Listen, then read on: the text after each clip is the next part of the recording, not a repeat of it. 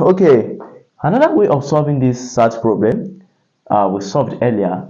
If a over b equals to 4b over a will be what? So therefore, I'm going to finalize everything here. So I want from this given equation, I want to see 4b over a there. So look at what I'm going to do. So we said a over b, I can multiply a over b, that is the left hand side, by what?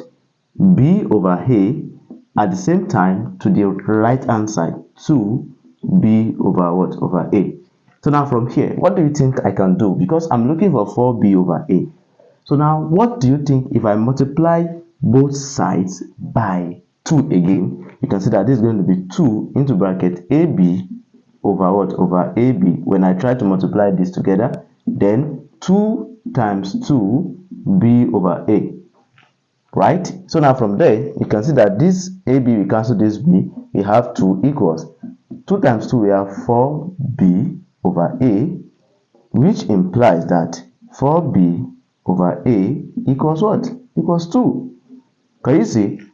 So simple. Please kindly follow, share to your colleagues. Bye-bye.